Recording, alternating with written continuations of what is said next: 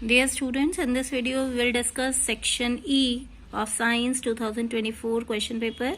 So let's come to question number 37. In this you can see the electro refining method has been asked, and they have asked you what the cathode and anode is made up of in the electro refining of copper.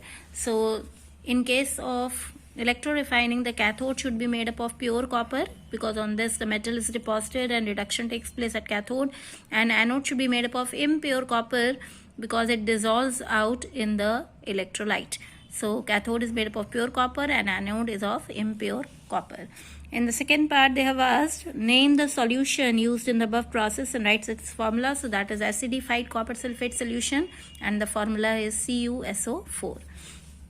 Question number 3, they have an option in this question, but first part is how copper gets refined when electric current is passed through the electrolytic cell.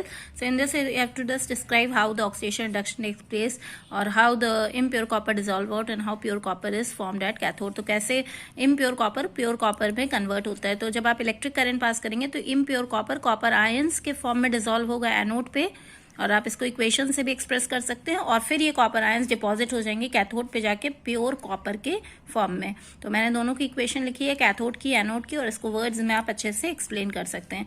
Next question में एक option में एक और question दिया है कि अगर आपके पास 2 बीकर हैं, दोनों पे कॉपर सल्फेट सोल्यूशन है, एंड इफ यू एक में आपको जिंक स्ट्रिप और एक में सिल्वर स्ट्रिप डाल दी गई है, तो आप क्या ऑब्जर्व करेंगे और दोनों का रीजन आपको बताना है. तो इस केस में if in beaker A blue color of the solution will fade gradually and will become white or colorless because zinc is above copper in the activity series and will displace copper from copper sulfate solution, forming white zinc sulfate solution. While in beaker B, the blue color of the solution will remain intact because silver is below copper in the activity series. क्योंकि silver copper के नीचे आता है activity series में, तो कोई reaction ही नहीं होगा, इसलिए ब्लू कलर कॉपर सल्फेट का ब्लू ही रहेगा. तो इसको आप वर्ड्स में लिख के और इक्वेशन के साथ अपने आंसर को कंफर्म कर सकते हैं. Next question we come to, that is next question number 38 is a dihybrid cross has been given to you. Firstly, initially they have given you the monohybrid cross, and they have asked you in the first part that when Mendel crossed pure tall plant with pure dwarf plant, he has obtained F1 progeny. What observation he has made?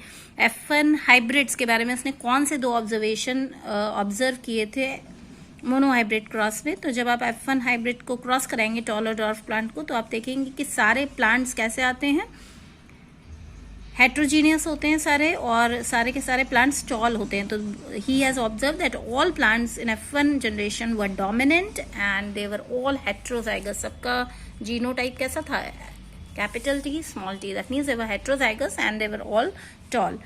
In second part he has asked, it has been asked that what is the difference between dominant and recessive trait. तो इस तरीके से आप column बना के लिख सकते हैं कि dominant trait is the one which expresses itself in the heterozygous condition, and the recessive trait is one which cannot express itself in heterozygous condition, it will express only in homozygous condition.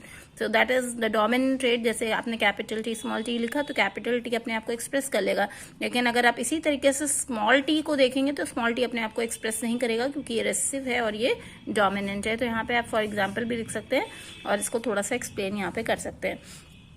In the next question, there is an option, and it has been asked that a dihybrid cross has been given. It has been given that 4 combination of F2 generation were formed. Obviously, 4 types of gametes are formed, and by which method is obtained F2 generation?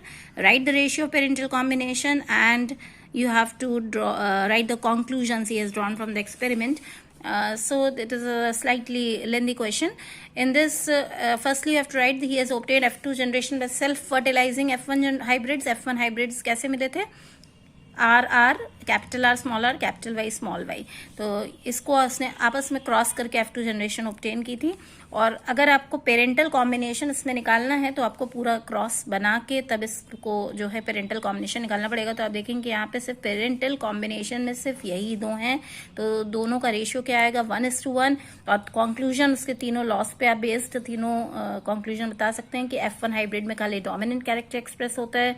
Jeans जो है factors characters जो हैं वो separate out हो जाते हैं gamete formation के द्वारा, that is law of segregation, this is law of dominance, and third is law of independent assortment which tells that the jeans of each character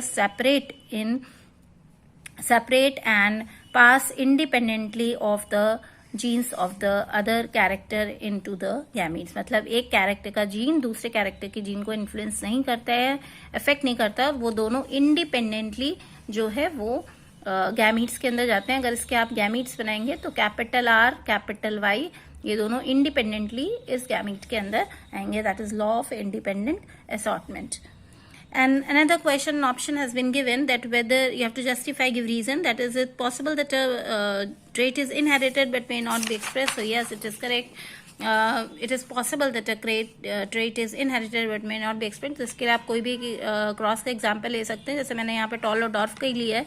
तो F1 hybrid में आप देखिए कि जो है रेसिव जो जीन है वो भी जा रहा है लेकिन वो एक्सप्रेस नहीं हो रहा है. तो यहाँ पे प्लांट सारे टॉल है लेकिन जीन डॉर्फ का भी गया है.